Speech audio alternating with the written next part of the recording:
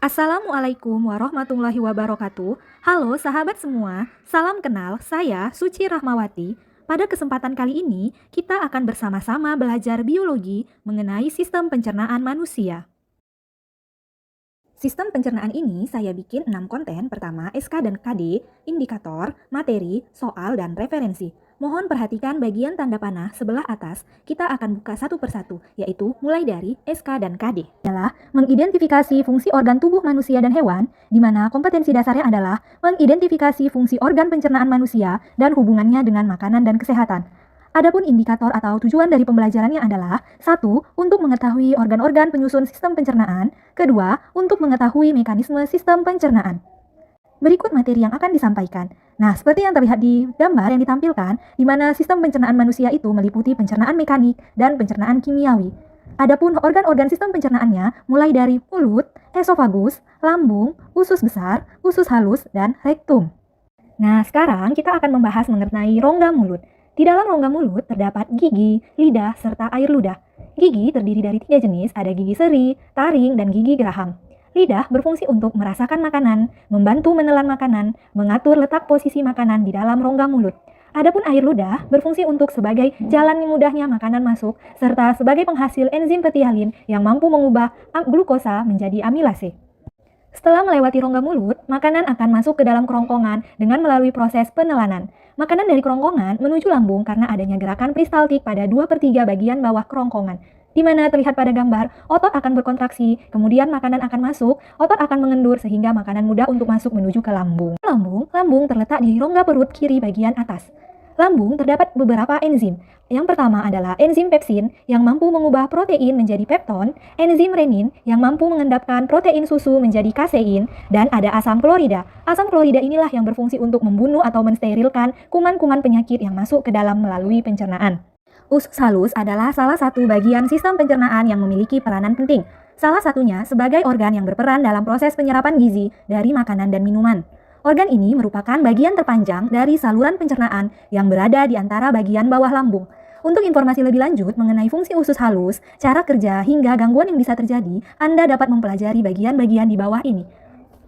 Usus halus memiliki panjang mencapai 7 meter. Organ ini berada memanjang dari bagian dasar lambung hingga area pertemuan antara bagian awal dan akhir usus.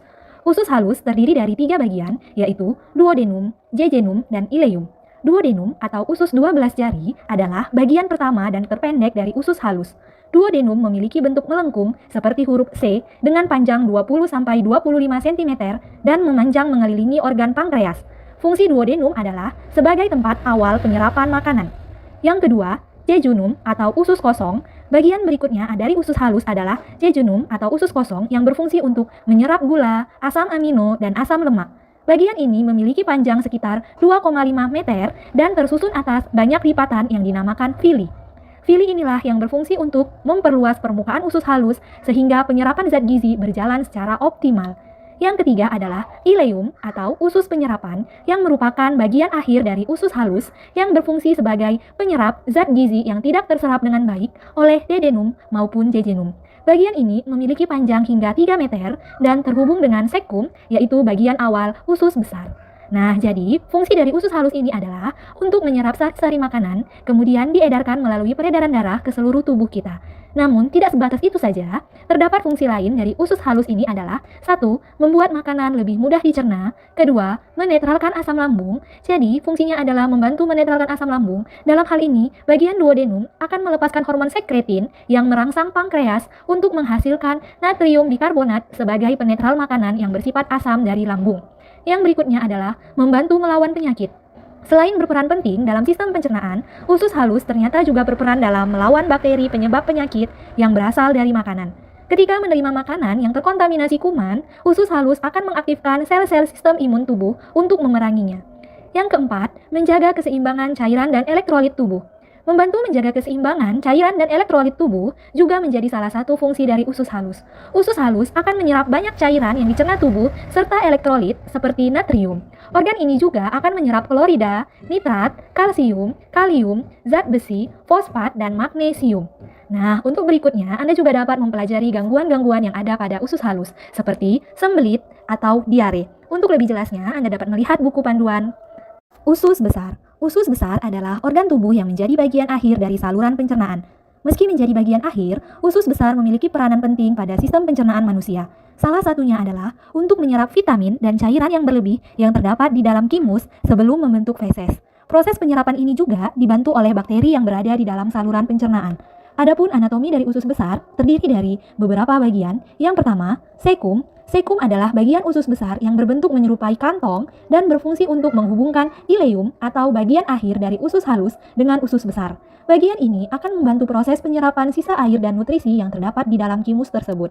Yang kedua, kolon. Kolon merupakan bagian terpanjang dari usus besar yang terdiri dari beberapa bagian, yaitu kolon ascendens, kolon transversum, kolon descendens, dan kolon sigmoid. Pada sistem pencernaan, kolon bertugas mencampur kimus dengan enzim saluran cerna serta menyerap air dan elektrolit untuk membentuk feses. 3. Rektum. Rektum merupakan bagian ujung dari usus besar yang berfungsi menerima serta menyimpan feses dari kolon. Jika rektum telah penuh, feses akan bergerak menuju anus untuk dikeluarkan dari tubuh. Yang keempat, anus. Anus adalah bagian paling akhir pada usus besar yang berfungsi untuk mengeluarkan feses dari dalam tubuh. Jadi, fungsi utama usus besar adalah untuk menyerap vitamin dan cairan dari makanan agar dapat membentuk feses. Adapun selain fungsi tersebut, fungsi dari usus besar adalah 1. Menstabilkan kadar asam di dalam tubuh. Nah, usus besar ini dapat menstabilkan kadar asam di dalam tubuh, di mana lapisan mukosa pada usus besar akan mengeluarkan zat bikarbonat yang mampu menetralkan asam dari hasil proses pencernaan asam lemak. Yang berikutnya, memproduksi antibodi. Jaringan limfoid pada usus besar diketahui memiliki peranan penting dalam proses produksi antibodi untuk menjaga keseimbangan mikroflora di dalam saluran cerna.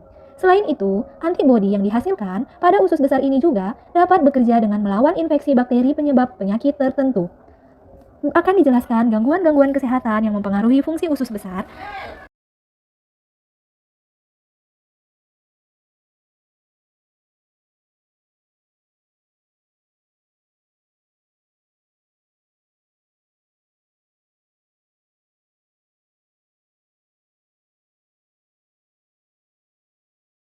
Oke, demikian video pembelajaran kita hari ini. Kurang dan lebih saya mohon maaf. Saya akhiri dengan Assalamualaikum warahmatullahi wabarakatuh.